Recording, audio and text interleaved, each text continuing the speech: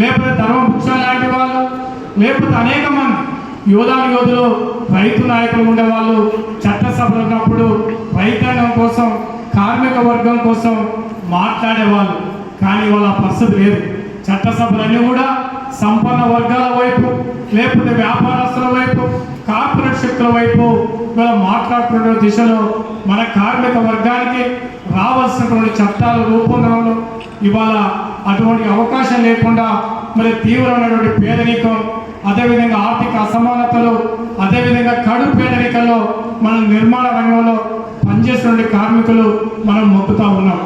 అందువల్ల రాబోయే రోజుల్లో మరి కార్మిక వర్గం కోసం మనం పెద్ద ఎత్తున అట్లా మాట్లాడేటువంటి శక్తులు బలపడాలి.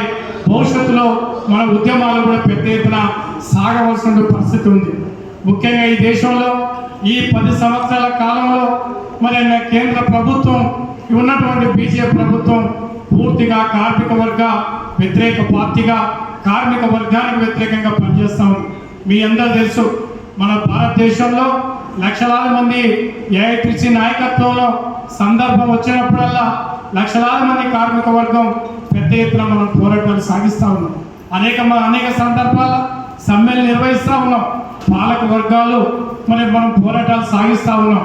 అయినా కూడా ఈ కార్మిక వర్గానికి వ్యతిరేకంగా కేంద్ర ప్రభుత్వం అనేక రకాలుగా ఈ ఉన్నటువంటి చట్టాలను మరి నిర్వీర్యం చేసి పూర్తిగా సంపన్న వర్గాల, లేకపోతే వ్యాపార కార్పొరేట్ శక్తులకు అనుకూలంగా మలిచి ఇవాళ అనేక రకాల ఇబ్బందులు పడతాము. దీనికి వ్యతిరేకంగా మనం ప్రతి సంవత్సరం రేపు మే 20 కూడా పెద్ద ఎత్తున పోరాటాలు సాగించడానికి ప్రయత్నం చేస్తాము. కేవలం మనం ఈ నిర్మాణ రంగమే కాదు, అదేవిధంగా దేశంలో ఉన్నటువంటి ప్రభుత్వ రంగ సంస్థ, అది విశాఖ ఉక్కు కావచ్చు, లేకపోతే సింగరేణి కార్మిక సంఘం కావచ్చు, అనేక రకాల సింగరేణి గనులు కావచ్చు, అన్ని రకాలని పూర్తిగా ఇలా ప్రైవేట్ పరం చేసి పెద్ద శక్తులకు అప్పచెప్పే విధంగా పరిపాలన సాగుతాము. దీంతో దేశంలో ఆర్థిక అసమానతలు, పేదరికం పెరిగిపోయి మొత్తం భారతదేశం అంతా కూడా ఇవాళ అనేక రకాలుగా సంక్షోభం వైపు దారితీస్తా ఉంది.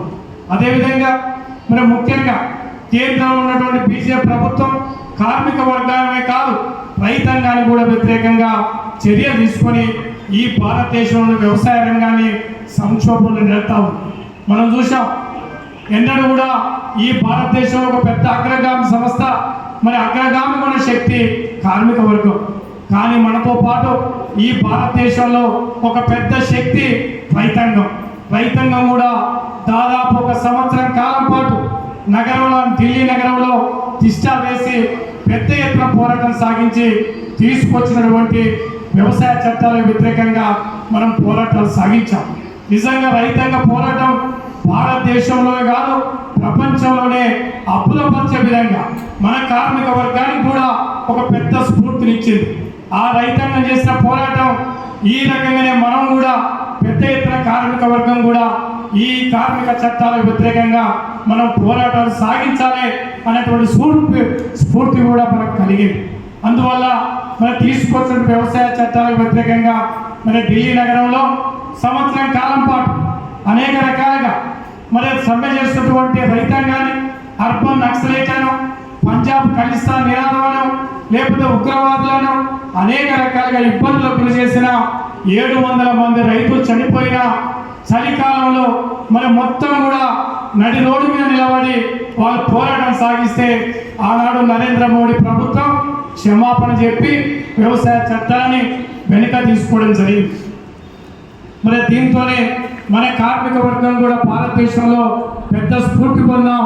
భవిష్యత్తులో మనం కూడా కేంద్ర ప్రభుత్వం తీసుకొచ్చినటువంటి కార్మిక వ్యతిరేక చట్టాలకు వ్యతిరేకంగా మనం కూడా పెద్ద ఎత్తున మరి పోరాటాలు సాగించడానికి ఒక స్ఫూర్తినిచ్చాం.